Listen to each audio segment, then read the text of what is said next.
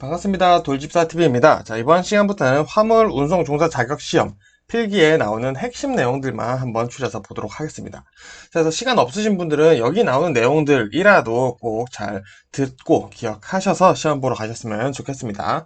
자, 그러면 1과목부터 시작해 보도록 하겠습니다. 자, 1과목은 교통 및 화물 자동차 운수사업 법규에 대해서 나오는데요. 뭐 그렇게 어려운 거 나오지는 않고요. 외워야 될 내용들이 그냥 있는데 그렇게 뭐 이해를 요하는 내용들은 없다라고 알아두시면 되겠습니다. 자, 먼저 도로교통법이라는 건 기본적으로 지방경찰청장이 만드는 거다. 이 정도 알아두시면 되고요. 뭐 교통의 안전과 원활 소통을 위해 차의 운전자에게 승차 인원, 적재 중량, 용량 등을 제한할 수 있다. 이런 내용이죠. 자, 그럼 시험 문제는 이런 내용들이 나올 수 있다라고 보시면 되겠습니다. 자, 그럼 우리 적재 기준 한번 보도록 하겠습니다. 화물 자동차, 자동차 2륜 자동차 및 소형 3륜 자동차의 적재 기준 보겠습니다. 자, 먼저 화물 자동차는요, 길이는 자동차 길이의 10분의 1을 더할 수 있습니다. 즉, 이거 110%까지 가능하다는 거죠. 자동차가 10m라면은 11m까지는 길이 적재가 가능하다라는 겁니다. 자, 그리고 너비는 백미러 혹은 후사경이라고 시험에 나올 수도 있습니다. 자, 백미러로 뒤를 확인할 수 있는 정도면 너비는 상관이 없고, 자, 높이는 화물 자동차는 지상으로부터 4m, 3륜은 2.5m, 2륜은 2m 되어 있고요. 자, 화물 자동차 안전 적합 판정을 받은 경우, 자, 안전 적합 판정을 받은 경우에는 4.2m까지 가능하다는 거 알아두시면 되겠습니다. 자, 그럼 속도 규정 한번 보겠습니다. 자, 간단하게 보도록 할게요. 자, 우리 보통 국도 같은 것들이죠. 자, 고속도로를 제외한 일반 도로 중 편도 2차로인 경우에는 최고 속도가 80이고요. 최저 속도는 50입니다. 일반 도로는 최저 속도가 없죠. 자, 그리고 편도 1차로 이상 최고 속도는 60km로 되어 있다. 보시면 되겠고요. 자, 중요한 건 고속도로죠. 자, 고속도로에서도 편도 2차로 이상인 경우에는 최고 속도가 100, 최저 속도는 50 되어 있고요. 자, 여기서 적재 중량 1.5톤 초과 화물차나 특수차, 건설기계 위험물 운반차는 80이 최고 속도다 라고 되어 있고요. 지정이나 고지된 노선 구간 등에서는 최고 120까지 가능하고 최저는 50km 마찬가지 동일하다 보시면 되겠습니다. 자, 그리고 편도 1차로 최고 속도는 80에서 최저 속도는 30으로 되어 있다. 이 정도 보시면 될 것 같습니다. 자, 그리고 이상기후 시 운행 속도 한번 보도록 하겠습니다. 자, 먼저 두 가지가 존재를 해요. 자, 최고 속도에서 20%를 줄이는 경우 하나, 자, 그리고 50%를 줄이는 경우가 하나, 또 이렇게 두 개가 있습니다. 자, 그러면 최고 속도에서 20%를 줄여야 되는 경우는 언제냐? 자, 먼저 나와 있죠. 노면이 젖은 경우, 젖음. 자, 그리고 눈이 2cm죠. 자, 20mm 이렇게 표현될 수도 있습니다. 자, 20mm 미만 쌓인 경우에는 최고 속도에서 20%를 감속 운행을 해야 된다라는 내용이 담겨져 있습니다. 자, 즉 최고 속도가 100km인 곳이라면은 자, 노면이 젖어 있어요. 자, 그럼 20% 감속을 해야겠죠? 자, 그러면은 최고 속도는 80km로 제한이 된다라는 거 알아두시면 되겠고요. 자, 50%는요, 마찬가지 눈이 내렸는데요. 자, 눈이 20mm, 2cm 이상 쌓여버린 거예요. 위험하죠? 자, 그리고 가시거리가 100m 이내다. 자, 이 가시거리가 100m 이내인 경우에는 여러 가지 이유들이 존재하겠죠. 뭐 폭우나 폭설, 안개 때문 등등 어쨌든 가시거리가 내 시야가 100m밖에 안 뜬다라고 하면은 무조건 최고 속도, 규정 최고 속도에서 50% 줄인 속도로 주행을 해야 된다라는 거 알아두시면 되겠습니다. 자, 그리고 정차 및 주차 금지 구역 보도록 하겠습니다. 자, 교차로 가장자리, 도로의 모퉁이로부터는 5m 이내 장소는 주정차 다 금지되어 있고요. 자, 안전지대가 설치된 도로는 안전지대 사방으로부터 10m. 자, 그리고 건널, 가장자리나 횡단보도로부터 10m 이내 장소다. 자, 추가로 우리 소화, 자, 화재, 자, 이런 것들 관련된 거 있죠. 자, 방화 관련된 모든 것들, 소화전, 방제 시설, 이런 것들은 무조건 10m 이내는 안 된다라는 거 알아두시면 되겠습니다. 자, 그리고 불법 부착 장치 기준 한번 볼까요? 자, 경찰관에서 사용하는 무전기와 동일한 주파수의 무전기. 당연히 이거는 도청한다고 충분히 오해받을 수 있겠죠. 자, 그리고 긴급자동차가 아닌데, 경광등, 사이렌, 비상등 이런 것들을 사용한다. 당연히 불법 부착 장치라고 볼 수 있겠죠. 그리고 안전운행에 영향이 있을 만한 정도의 장치다. 자, 요거는 딱히 기준이 정해져 있지는 않은 것 같은데, 자, 외관으로 봤을 때, 이거는 조금 뭔가 사회 풍속을 위반한다. 이런 경우에는 이제 불법 부착 장치가 된다라고 보시면 되겠습니다. 자, 다음 문제 보겠습니다. 교통사고 중 과속사고에 해당하는 경우입니다. 자, 이렇게 내용이 많은데요. 이 과속사고에서 가장 중요하게 기억해 주셔야 될 거는 일단 20km/h라는 숫자입니다. 자, 기준 속도에서 20km가 초과했느냐 안 했느냐가 일단 가장 첫 번째 과속의 기준이 된다는 거, 과속 사고의 기준이 된다는 거 꼭 알아두시면 될 것 같습니다. 자, 그리고 뭐 좀 내용도 보자면은, 자, 장소적 여건 있죠. 자, 도로나 불특정 다수의 사람이 있는 공개된 장소이면 안전하고 소통 원활한 교통을 확보해야 할 필요가 있는 장소에서 사고. 자, 이게 무슨 말이냐? 그냥 도로 위라는 뜻입니다, 사실. 자, 도로 위나 인도 위, 그냥 우리가 상식적으로 생각했을 때 사람이 많고 개방적인 곳에서 사고가 일어났을 때 과속사고라는 거고요. 뭐, 자기 집에서 사고가 일어났어요. 예를 들어서 제 마당이 엄청 넓어요. 막, 마당이 막 2만 평 되는 거예요. 자, 자기 집에서 과속사고를 냈어요. 자, 그럼 이거는 과속사고는 아니라는 겁니다. 그래서 너무 당연한 얘기이기 때문에 뭐 이런 거에 너무 굳이 헷갈려 하실 필요 없습니다. 우리가 상식적으로 읽어보시면은, 아, 그냥 도로 위란 뜻이잖아. 이렇게 이해를 해보시면 된다라는 거죠. 자, 이어서 도주 사고의 개념 한번 이해해 보도록 하겠습니다. 자, 도주 사고가 이루어지려면 일단 두 가지가 필요한데요. 자, 후속 조치를 하지 않았거나, 자, 그리고 연락처를 주지 않았거나. 자, 보통 이 두 가지로 판단을 합니다. 자, 그럼 조금 더 구체적으로 보도록 할게요. 자, 1번, 차량과의 충돌, 사상을 인식하고로 가버렸어요. 자, 후속 조치를 안 한 거죠. 자, 피해자를 방치한 채 사고 현장을 이탈했다. 후속 조치 안 했죠. 사고 사실을 은폐하려고 거짓 진술 신고한 경우, 자, 요거 그것은 그냥 거짓에 해당하는 거죠. 자, 그리고 4번. 부상 피해자에 대한 적극적 구호 조치가 없었다. 후속 조치가 없었고요. 피해자가 사망했다고 조치 없이 갔다. 자, 또 말도 안 되죠. 운전자를 바꾸어 신고한 경우 거짓에 해당하고요. 피해자를 병원까지 후송만 했어요. 후속 조치를 했는데 연락처를 안 줬네요. 자, 사례분별 없는 피해자가 혼자 처리할 수 있다고 간 경우. 자, 요거는 뭐 미성년자 요런 사람들도 포함될 수 있으니까 뭐 어린아이가 저 괜찮아요 하고 했다고 해서 연락처 안 주고 가면 나중에 뺑소니로 잡힐 수 있습니다. 그리고 어떤 상황에서 구호 조치가 없었던 경우 잘 되겠죠. 자, 근데 도주사고 미적용 사례가 있습니다. 이거 도주사고 같아 보이는데 아니라는 거죠. 자, 1번 사고상조가 혼잡해서 차를 대고 돌아온 거예요. 자, 사고를 냈는데 너무 혼잡해요. 자, 일단은 차를 갓길에 좀 대고 올게요 하고 좀 부근 갔는데 쟤 도망간다 이렇게 해도 도주사고는 아니라는 거죠. 그리고 가해자도 피해를 입어서 제3자가 후속 조치를 한 경우죠. 자, 사고가 났어요. 운전자 2명이 다쳤습니다. 그래서 경찰이나 주변에 있는 이제 시민분들이 대신 후속 조치를 해주는 경우에도 요거는 도주사고로 보지 않는다라고 보는 거고요. 자, 경찰이나 소방관이 후속 조치하는 것을 보고 연락처만 주고 간 경우, 자, 여기서 알 수 있는 거는 이 후속 조치라는 것은 가해자나 피해자가 직접 하는 것도 중요하겠지만 제3자가 누구든지 간에 후속 조치는 다른 사람이 해줘도 된다라는 개념이 여기 안에 담겨 있다라는 걸 이해해 주시면 되겠습니다. 자, 그러면 이제 화물자동차의 구분 한번 보도록 하겠습니다. 자, 크게 나오면 이제 화물자동차, 특수자동차 두 개로 나눠볼 수 있는데요. 자, 우리 이 화물자동차 보면은 내용이 굉장히 많아요. 자, 요거를 다 외워주는 것보다 특수자동차를 확실하게 외워주시는 것을 저 추천드립니다. 자, 왜 특수자동차가 뭐냐라고 물어보는 질문이 더 많이 나오기도 하고요. 자, 내가 특수자동차를 확실하게 외우고 있다라고 하면은, 내가 외우지 않은 내용들은 다 화물자동차라고 볼 수 있겠죠? 자, 그런 식으로 해서 이제 효율적으로 공부를 해주셨으면 좋겠다 싶은 거고요. 자, 그럼 특수자동차 볼게요. 견인형이 있습니다. 견인차죠. 자, 그리고 군한형이 있어요. 고장, 사고 등으로 사용이 어려운 차를 견인하는 자동차 되겠고요. 자, 특수용도형이 있습니다. 특수용도를 위해서 만들어진 거예요, 말 그대로. 그래서 고가 작업차, 고가 사다리 초방차 등등 뭐 이런 것들이 포함이 되겠죠. 자, 다음은 화물자동차 운송사업 운임 및 요금 신고사항 보겠습니다. 자, 요거는 뭐 외워주시는 수밖에 없네요. 자, 먼저 원가 개선서, 운임 및 요금표, 그리고 운임 및 요금의 신고 대비표. 자, 요거는 언제 변경 신고의 경우에만 대신 필요하다. 자, 근데 시험에는 뭐 다 필요하다고 나올 수 있습니다. 자, 그리고 운송사업자는 운임 및 요금을 미리 정하여 누구에게? 국토교통부 장관에게 신고하여야 한다. 변경하라는 때도 동일하게 신고해야 된다. 자, 국토교통부 장관에게 운임 및 요금을 미리 정해서 신고한다라는 거까지 같이 알아두시면 되겠습니다. 허가나 뭐 이런 것들이 아니라는 거죠. 자, 그리고 또 보겠습니다. 화물자동차 운수사업 법령에서 규정하는 운수종사자의 준수사항 보겠습니다. 자, 간단해요. 부당한 운임이나 요금을 요구하지 않는 거고요. 정당한 사유 없이 화물의 운송을 거부하지 않는 거고요. 정당한 사유 없이 화물을 중도 하차시키지 않는 것이 일단은 운수종사자의 준수사항이다. 뭐 당연하겠죠. 자, 그리고 화물자동차 운송사업의 허가사항 변경 신고 대상 보겠습니다. 자, 여기서 중요한 거는 허가사항 변경 신고라는 거고요. 자, 먼저 상호 변경. 대표자 변경, 자, 법인 경우죠. 자, 화물, 오타가 있네요. 화물 취급소의 설치 및 또는 폐지, 자, 화물 자동차의 대폐차, 주사무소, 영업소, 취급소의 이전이다. 라고 되는데, 이런 경우에는 이제 화물 자동차 운송 사업의 허가사항 변경 신고의 대상이 된다라는 거, 요 5가지 정도는 머릿속에 조금 담아 주셨으면 좋겠네요.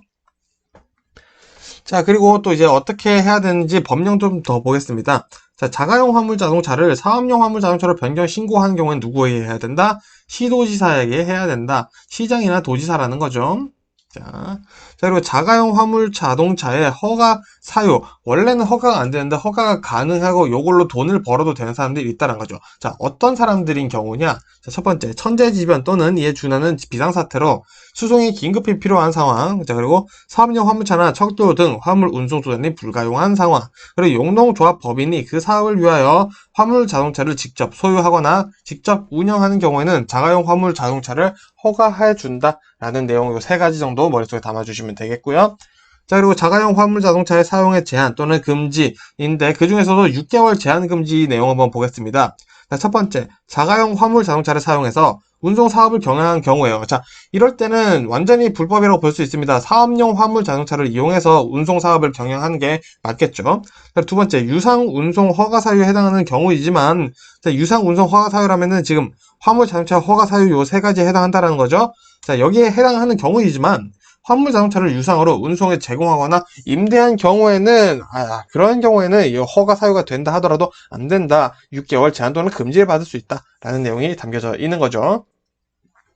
자, 그리고 2년 이하의 징역, 2천만 원 이하 벌금 요약해 보겠습니다. 내용이 정말 많은데 요 정도는 일단 알아두셔야 될 것 같아서요.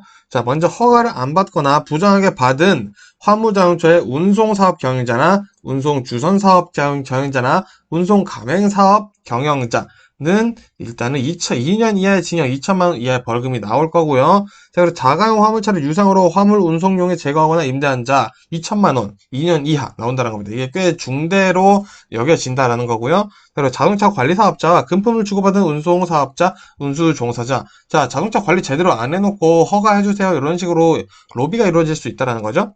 자, 그리고 규정을 위반하여 사업을 양도한 자, 명의 이용 금지 의무를 위반한 자 해서 2년 이하 징역 2천만 원 이하 벌금 요 정도 기억을 해두시면 되겠습니다. 자, 그리고 자동차 말소 등록의 사유 한번 보도록 할게요. 자, 요거 시험에 자주 나옵니다. 먼저 자동차 제작, 판매자에게 반품하는 경우. 자, 반품하는 경우는 더 이상 내 소유가 아니니까 말소해야겠죠? 자, 그리고 차량이 초과된 경우, 그리고 수출하는 경우, 그리고 자동차의 본래 기능을 회복할 수 없거나 멸실될 경우 당연하고요. 자, 그리고 교육이나 연구 목적의 자동차는 말소 등록을 한다라는 거 요거는 정말 잘 기억을 해두셔야 됩니다. 자, 그러면 자동차 말소 등록 기간은 언제 하냐? 사유 발생한 날부터 1개월 이내 해줘야 되고요. 자동차의 번호판 봉인은 시도지사의 권한으로 실행이 된다 보시면 되겠습니다. 자, 끝으로 대기 환경 보전 법령 보도록 하겠습니다. 자, 이게 뭐냐? 자, 대기 오염으로 인한 국민 건강이나 환경에 관한 위해 예방, 그리고 대기 환경을 적정하게 지속 가능한 관리와 보전을 하고요. 모든 국민이 건강하고 쾌적한 환경에서 생활할 수 있게 이렇게 대기 환경 보전 법령을 만들었다고 하는데, 자, 요 내용이 여러 가지 말로 풀어져서 시험에 나올 수도 있으니까 굳이 안 외우셔더라도 어떤 내용들을 담고 있는지 계속 시간 나실 때마다 한 번씩 읽어보셨으면 좋겠어요. 자, 그럼 대기 환경 보전 법령에 나오는 용어들 한번 이해해 보도록 하겠습니다. 자, 먼저 대기 오염 물질은 말 그대로 대기 오염의 원인이 되는 가스나 입자상의 물질. 자, 기체 플러스 고체 모든 것을 다룬다라는 거고요. 자, 가스는 물질이 연소나 합성, 분해되면서 발생하는 기체상 물질이죠. 자, 매연은 연소할 때 생기는 유리탄소인데 죄송합니다. 자, 유리탄소가 주가 되는 입자상 물질, 고체인 거. 자, 검댕, 연소할 때 생기는 유리탄소가 응결하여 뭉쳐서 생기는 2차상의 물질, 고체죠. 자, 저공해 자동차, 대기 오염 물질의 배출이 없는 자동차나 배출 허용 기준보다 오염 물질을 적게 배출하는 차를 우리는 저공해 자동차라고 얘기를 하고요. 자, 공회전 제한 장치는 차에서 배출되는 대기 오염 물질을 줄이고 연료 절약을 하기 위해 자동차에 부착하는 장치입니다. 자, 그래서 보통 공회전 제한 장치는 어떤 것들이 되냐? 우리 버스, 택시, 자, 그리고 택배용, 자, 화물차. 이런 친구들이 이제 부착 기준이 되고 있습니다. 자, 그리고 끝으로 조공해 자동차로 전환 개조 명령 위반 시 처벌은 300만 원 이하의 과태료가 나오고 있다라는 것까지 머릿속에 담아두시면 되겠습니다. 자, 뭐 1과목 이외에도 공부하셔야 되는 내용이 사실 많긴 한데 적어도 이 내용만큼은 적어도 보고 꼭 시험을 보러 가셨으면 좋겠네요. 자, 그러면은 여기서 마무리하고요. 저는 2과목으로 또 인사드리도록 하겠습니다. 고생 많으셨습니다. 반갑습니다. 돌집사TV입니다. 자, 이번 시간은 2과목 화물 취급 요령 보도록 하겠습니다. 자, 시험 얼마 안 남으신 분들 여기 있는 내용은 꼭 알고 시험 보러 가주셨으면 좋겠고요. 보겠습니다. 자, 화물 취급 시 주의사항입니다. 자, 화물 적재 시 차량, 여기 죄송합니다. 차량 적재함의 가운데부터 좌우로 적재한다 되어 있고요. 적재함 아래쪽부터 무거운 것부터 실른다는 거고요. 그리고 운행 중 화물의 쏠림을 방지하기 위해 윗부분부터 바닥까지 평평하게 메어야 된다. 그리고 운전자는 운행 전 적재한 물건이 쏠릴 것에 대한 주의를 운행 전에 점검해야 된다. 라는 내용들 어떻게 보면 당연한 내용들이죠. 자, 그리고 인수 거절 이사 화물 대상입니다. 자, 고객이 휴대 가능한 귀중품, 그리고 다른 화물에 손에 끼칠 수 있는 물건, 자, 뭐, 오손 사고를 일으킬 수 있는 물건들이 되겠죠? 자, 그리고 운송에 특수한 관리를 요하는 물건들은 이사 화물의 운송 거절이 될 수 있다. 보시면 되겠고요. 자, 운송장의 역할 및 기능 7가지 보겠습니다. 자, 먼저 운송장은 계약서 역할을 하고요.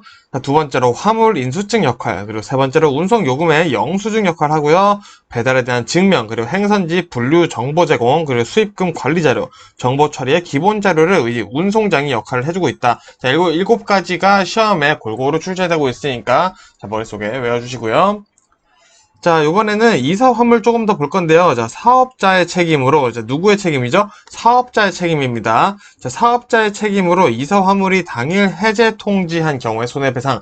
자, 손해배액을 한번 알아볼 건데요. 자, 사업자의 책임으로 인수일 이틀 전에 해제 통지를 한 경우에는 계약금의 배액 2배를 준다는 거죠.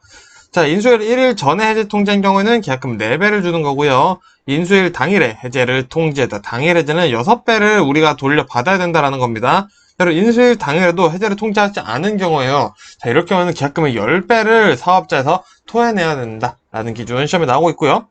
자, 그리고 포장하는데 포장에 어떤 기능이 있는지, 포장이 어떤 기능을 제공해주고 있는지 보도록 하겠습니다. 포장 합리화의 원칙이라고 하는데요. 첫 번째, 사양 변경의 원칙, 두 번째 집중화 및 집약화의 원칙, 그리고 재질 변경의 원칙, 시스템화 및 단위화, 그리고 규격화 및 표준화라고 보시면 되겠죠? 그리고 대량화 및 대형화의 원칙이다. 자, 요 6가지가 포장 합리화의 원칙, 포장의 기능이다 라고 보시면 되겠습니다. 자, 그리고 화인에 대해서 한번 알아보도록 하겠습니다. 자, 화인이라는 것은 매수인의 사용 편의 및 선적 서류와 물품과의 대조에 편의를 주는 역할이 하는 거죠. 그래서 이 안에 뭐 어떤 게 들어있나 이런 것들 정보를 주는 거라고 보시면 되겠습니다. 자, 그래서 이 화인이 부정확하게 되면요, 통관 시에 문제가 발생하여 손실이 생기죠. 자, 그리고 화인이 또 부정확하게 되면 하역차고, 인도차고, 불착이 발생하게 됩니다. 자, 그럼 이 화인은 어떤 것들이 표시가 되냐? 먼저 주 표시에는 회사의 상호가 들어갑니다. 그리고 수량 표시는 자, 이 단일 포장이 아닌 포장 수량 가운데 몇 번째인지 표시한다. 즉, 수량 표시가 만일에 100개다. 자, 숫자가 11이라고 써 있어요. 뭐 이렇게 써 있지는 않지만 그러면은 10개를 보냈다는 게 아니라 보통은 뭐 오브 10, 뭐 이런 식으로 돼 있습니다. 그러면은 10개인데 그 중에 첫 번째다. 요 얘기를 해주는 게 수량 표시이고요. 그리고 주의 표시는 화물의 운송, 보관 시 주의사항을 표시되어 있습니다. 그리고 목적지 표시, 자, 도착지명을 크게 하고 경유지를 작게 해서 표시를 되어 있다. 저 화인에 대한 전부 머릿속에 담아 주셔야겠죠? 자, 그럼 이제 포장 재질에 대해서 한번 이해해 보도록 하겠습니다. 포장은 먼저 골판지로 볼 수 있는데요. 자, 골판지 장점 시험에 나오고 있습니다. 대량 주문 처리하기 용이하죠. 그리고 가볍고 체적이 작아 보관이 용이해 물류비가 절감이 됩니다. 자, 이거 체적이 작다는 건 우리가 골판지를 보통 박스를 접어서 보관할 수 있기 때문인 거고요. 자, 포장 작업이 용이하고 기계화 작업이 가능하다. 그리고 대량 생산품 포장에는 뭐가 유리하다? 골판지가 유리하다는 거죠. 자, 그럼 나무 상자는 어떨까요? 재료 확보가 용이하고 조립이 쉽다. 자, 그리고 나무 상자는 우리 재활용을 웬만하면 재활용을 하고 있죠. 그리고 강도가 있다 보니까 보호성이 뛰어나요. 그래서 귀중품, 중량물 등을 적재하는 데는 나무 상자만한 게 없더라 라는 얘기가 나오고 있습니다. 자, 그리고 우리 시험에 나오는 빈출 차량들에 대해서 4가지 알아보고 가겠습니다. 자, 먼저 카고 트럭인데요. 카고 트럭은 하대의 아랫부분에 간단히 접을 수 있는 문짝을 단 차량이에요. 자, 하지만 카고 트럭도 결국 그냥 트럭이라는 거 알아두시면 되고요. 자, 전용 특장차입니다. 자, 이 적재함을 특수한 화물에 적합하도록 구조를 갖추거나 특수한 작업이 가능하도록 기계장치를 부착한 차량이다. 자, 뭐 사다리 차량, 뭐 이런 것들 여기 포함되겠죠. 자, 그리고 시스템 차량은 트레일러 방식의 소형 트럭입니다. 자, 요것만 알아두시면 돼요. 자, 그리고 덤프 트럭은 적재함 높이를 경사지게 하여 적재물을 중력에 의해 쏟아내리는 차량. 우리 덤프 트럭은 너무 잘 알고 계실 거라고 생각됩니다. 자, 화물 적재 작업 그러면 어떻게 하는지 요령들을 한번 살펴보도록 하겠습니다. 자, 먼저 볼트처럼 조그맣고 세밀한 물건들은 우리가 그냥 하는 것이 아니라 상자에 넣어서 적재를 해줘야겠죠? 그리고 작업 전에는 적재한 바닥이 멀쩡한지 낙하물은 없는지 다 확인을 해주셔야겠고요. 자, 화물 결박 잘 돼 있어야겠죠? 중요한 작업이기 때문에 신경 써서 작업해주고 적재함 난간에서 적재를 하면 안 되겠죠? 위험하죠? 자, 그래서 웬만하면 위험한 행동은 딱 봐도 위험하다. 아니면 내가 봤을 때 이거는 좀 위험할 수 있겠는데 이런 친구들은 무조건 여러분들의 경험과 상식선에서 풀 수가 있습니다. 자, 이것도 보아요. 자, 밧줄 결박 시 밧줄이 끊어질 것에 대비해 안전한 자세를 취한다. 맞는 말이죠? 자, 운반하는 물건이 시야를 가리지 않게 한다. 적재 후 밴딩끈을 사용하여 결박히, 견고하기, 결박이 견고하게 묶였는지 항상 점검한다. 컨베이어 위에 올라서 작업을 해서는 안 된다. 자, 당연한 얘기들이 나오고 있다라는 거 뉘앙스 파악해 주시면 되겠습니다. 자, 이어서 팔레트 보겠습니다. 아이고, 죄송합니다. 이어서 팔레트, 펠릿이라고도 하는데요. 자, 먼저 이 팔레트는 우리가 바닥에 이렇게 나무 팔레트가 있고, 뭐 플라스틱 팔레트도 있죠. 이 위에 이제 물건을 이렇게 쌓아주는 거죠. 자, 그 팔레트, 이제 어떤 시험 내용들이 나오는지 보겠습니다. 자, 팔레트의 틈 바구니는 여러 두께의 발포 스티판 기억하겠습니다. 여러 두께의, 자, 하나의 동일한 두께가 아니죠. 여러 두께의 발포 스티판을 이용하여 틈 바구니를 메꾼다. 자, 그리고 팔레트가 얽히지 않게 뭘 사용한다? 합판을 사이에 넣는다. 그리고 팔레트의 틈은 에어백을 사용해서 없앨 수도 있다. 자, 그럼 팔레트의 틈을 없애는 방법은 2가지가 있죠. 첫 번째, 여러 두께의 발포 스티판을 사용하는 것. 두 번째는 에어백을 사용하는 것. 자, 합판은 뭐다? 팔레트가 서로 얽히지 않게 해주는 역할일 뿐이다. 알아두시면 되겠고요. 자, 이 팔레트를 이용한 적재 방식이 있습니다. 자, 밴드 걸기 방식이죠. 자, 요거는 일단 기본적으로 화물이 너무 많이 쌓여서 붕괴되는 것을 방지하기 위해 사용되는 거고요. 자, 주연 어프 방식은 팔레트의 가장자리를 높게 하여 화물이 안쪽으로 쏠려 갈라짐을 방지한다. 자, 이런 거죠. 팔레트가 이렇게 있으면은 물건을 이렇게 쌓여 있겠죠? 자, 물건이 이렇게 쌓여 있습니다. 자, 그러면 이쪽 방향으로 하면 가운데 있는 친구가 무게 중심을 다 받겠죠. 대신 굉장히 안정적으로 쌓여진다는 겁니다. 이 방법이 바로 주연 어프 얘기를 하는 거고요. 자, 풀 붙이기 접착 방식은 말 그대로 풀을 붙여서 미끄러지지 않게 미끄러짐을 방지해주는 것이다. 보시면 되겠고요. 슈링크 방식은 열 수축식 플라스틱 필름을 사용합니다. 그래서 슈링크 터널을 통과시킬 때 이 플라스틱 필름이 열을 쫙 받으면서 이제 팔레트와 물건을 딱 잡아주는 거죠. 자, 이렇게 터널이 쭉 있으면은 물건에 이제 필름을 슝 씌워서 통과를 하면은 이 필름이 쫙 하고 물건을 팔레트와 함께 고정시켜주는 것이 바로 슈링크 방식이다. 알아두시면 되겠습니다.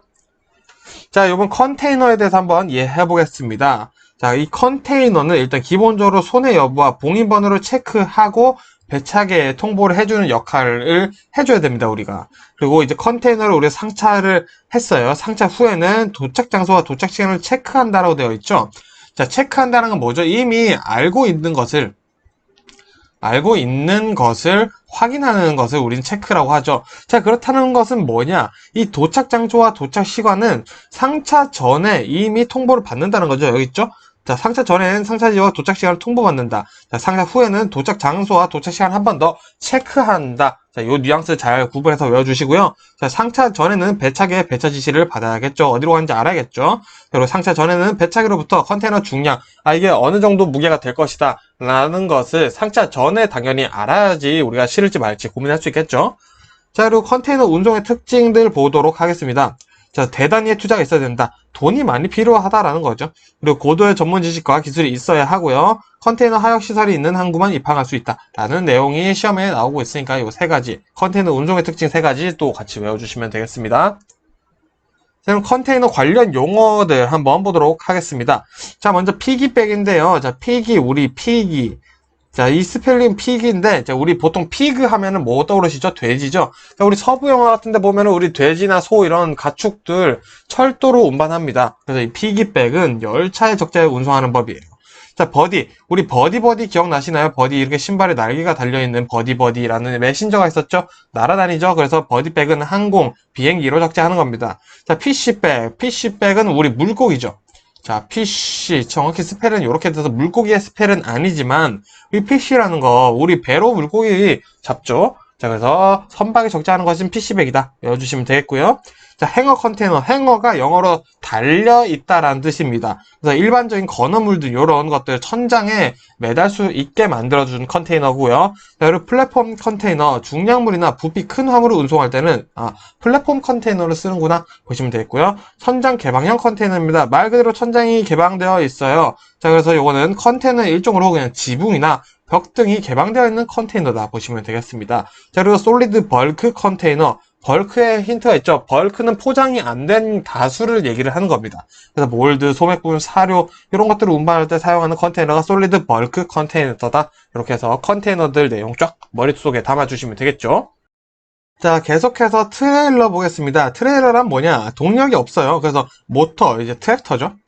자, 트랙터에 의해 견인되거나 사람, 물품을 수송하는 목적으로 설계되어 도로를 주행하는 차량을 얘기를 합니다. 그래서 우리 화물차 이렇게 있으면은 뒤에 이렇게 달려있는 친구들이 여기가 이제 트레일러다. 앞에 끌어주는 친구는 트랙터다. 자, 여기 연결해주는 게 이제 보통 돌리나 뭐 이런 단어들이 또 있습니다. 자, 요게 트레일러죠. 자, 그래서 폴 트레일러라는 단어 한번 볼게요. 자, 폴 트레일러는 파이프나 H, 형광 등 장청물의 수송물을 목적으로 합니다. 자, 전부트처럼 굉장히 긴 거 있죠. 자, 이런 거 어떻게 실을 거냐? 그런 것들을 이제 폴 트레일러가 해준다라는 거죠. 자, 그리고 아지테이터라는 단어가 종종 나오는데요. 자, 이거는 우리 믹서차 떠올려주시면 됩니다. 시멘트, 골재 등을 혼합해서 반죽해주는 장비차 있죠? 자, 그걸 아지테이터라고 하는 거니까, 처음 들어봐서 너무 당황하시지는 않으셨으면 좋겠어서 제가 넣어놨습니다. 자, 그럼 이제 트레일러 구조에 따른 종류 조금 더 구체적으로 보도록 하겠습니다. 자, 평상식이에요. 자, 어느 정도의, 자, 이 고저에 따른 겁니다. 지금 이거는. 자, 평면의 하대를 갖춰 일반 화물이나 강제 등의 수송에 적합하다 되어 있습니다. 높이가 일단은 적당한 거예요. 자, 근데 저 상식은 굉장히 낮은 거죠. 자, 우리 무게 중심이 낮을수록 균형 감각이 높아지죠. 자, 마찬가지입니다. 이 저상식일수록 무거운 걸 실을 수 있어요. 그래서 불도저나 기중기 등 건설 장비 운반에 아주 적합합니다. 자, 중저상식은 그럼 평상식이랑 저상식 사이쯤 되는 거겠죠. 자, 대형 핫코일이나 중형 블록 화물, 중량 화물에 적합하다. 자, 근데 이 중저상식에 대한 설명이 나오는 거는 시험에는 늘 이 핫코일이 항상 중저상식 트레일러와 따라 같이 나오기 때문에 이 핫코일 단어 같이 기억해 주세요. 스케르탈 트레일러 컨테이너 운송을 위해 제작된 트레일러고요. 벤 트레일러는 일반 잡화 및 냉동 화물 등을 운반할 때 쓰고 있고요. 자, 오픈탑, 천장이 열려 있는 거죠. 천장에 개구부가 있어서 화물이 들어가게 만든 고척 화물 운반용이다. 그리고 특수 용도로 만들어진 트레일러는 덤프 트레일러, 탱크 트레일러, 자동차 운반용 차, 뭐 이런 것들이 있습니다. 자, 탱크 트레일러는 우리 기름, 오일 이런 거 옮길 때 사용하는 거죠. 자, 그리고 또 좀 중요한 부분이 있습니다. 자, 고속도로 제한 차량 한번 보겠습니다. 자, 고속도로 제한 차량. 여기는 외울 수밖에 없습니다. 자, 축 하중 10톤 초과, 총 중량 40톤 초과. 숫자가 바뀌어서 시험 문제에 나오고 있습니다. 숫자를 잘 외워주세요. 자, 길이는 적재물을 포함한 차량의 길이가 7m 초과이고요. 그리고 폭은 적재물을 포함한 차량의 폭이 2.5m 초과하는 것입니다. 자, 높이는 적재물을 포함한 차량 높이가 4m 초과. 단, 도로관리청이 안전하다고 판단하는 경우에는 4.2m까지 가능하다는 거 보시면 되고요. 그리고 모래, 흙, 자갈이나 쓰레기를 운반할 때 덮개가 없으면 고속도로 제한되는 거고요. 그리고 적재물, 파손품 낙하의 우려가 있을 것 같으면 제한될 수 있습니다. 그리고 운행 속도가 50km도 안 나오는 건 당연히 안 되겠죠. 왜? 고속도로 최저 제한 속도가 50km로 되어 있기 때문이죠. 새로 이상 기후 시 연결 차량. 자, 연결 차량 무슨 말이냐? 폭우가 내리는 상황인데 막 뭐 카고 트럭일러나 이런 트레일러 막 뒤에 뭐 또 달고 다니는 카라반 이런 것들 있죠. 그런 경우에는 제한될 수 있다라는 거 같이 알아두시면 될 것 같습니다. 자, 그럼 파손 사고 원인과 대책 한번 보겠습니다. 자, 화물이 파손되는 경우는 우리가 떠올려 보면 아주 쉬워요. 그래서 집하할 때 문제가 있었거나 포장이 잘못됐거나 너무 많이 실었거나 상하차 하는데 뭐 너무 던지셨거나 그런 경우에 파손이 일어나는 거죠. 당연한 내용입니다. 이 밖에도 이제 오손 사고 또 분실 사고 이런 것들이 있는데, 자, 우리가 생각해 보면 됩니다. 오손 사고는 자, 뭔가 김치나 한약재 이런 것들이 터져서 더러워질 수 있겠죠? 그래서 일어나는 거죠. 자, 분실 사고는 우리가 택배 아저씨들이 보시면은 이제 택배를 갖다 넣으면서 문을 잠그진 않으시잖아요. 뭐 그럴 때 분실이 일어날 수도 있고, 또 내가 택배를 배달하러 갔는데 아무도 없대요. 계단 밑에 두라고 해서 갔는데 갑자기 택배 못 받았다 그러는 거예요. 택배 아저씨들 굉장히 억울하실 수 있죠. 근데 분실 사고로 접수할 수밖에 없다. 이런 식으로 우리가 상식과 경험으로 충분히 풀어볼 수 있는 문제라는 겁니다. 그래서 그 예로 제가 파손 사고를 한번 들어본 거고요. 내용 볼까요? 자, 요 내용이었죠. 자, 그럼 대책은 집하시 고객에게 내용물의 정보를 듣고 포장 상태를 확인한다. 자, 가볍거나 가깝더라도 화물을 함부로 취급하지 않는다. 안전박스에 적재한다. 충격이 약한 화물일수록 유의사항을 표기하거나 보강 포장에 신경 쓰도록 한다. 사실 너무 당연한 말들이죠. 그래서 이런 문제들을 우리가 굳이 외운다기보다는 머릿속에 이해를 해서 추론해서 문제를 충분히 풀 수 있다는 겁니다. 상당히 중요한 말씀 드리고 있는 거예요.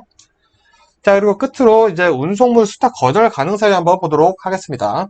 자, 먼저 택배사, 화물사마다 다 기준이 다른 경우가 있어요. 포장의 가로, 세로, 높이, 합이 각 회사의 기준을 초과하는 경우 안 될 거고요. 무게 또한 마찬가지입니다. 자, 여기서부터는 공통인데요. 자, 가액이 300만 원 초과하면은 인수 거절될 수 있고요. 밀수품, 군수품, 부정품인 경우 거절된다. 현금, 카드, 수표, 증권 등 현금화가 가능한 물건은 전부 다 안 된다. 그리고 미풍양속이나 사회에 위반하는 경우 안 되고요. 인화물질이나 위험한 폭발성 있는 물건 당연히 안 되고요. 동물 당연히 안 되죠. 고객이 운송장에 필요한 내용을 기재하지 않은 경우 요거는 배송을 할 수가 없죠. 운송에 적합한 포장이 안 된 경우 자 거절할 수 있습니다. 그리고 고객이 운송물 확인을 거절하거나 운송물과 다른 내용으로 운송장을 기재한 경우 나중에 확인되었을 때 다시 거절할 수 있다라는 거 알아두시면 되겠습니다. 그래서 이 과목은 여기까지 마무리하겠고요. 전 또 3과목으로 인사드리도록 하겠습니다. 고생 많으셨습니다.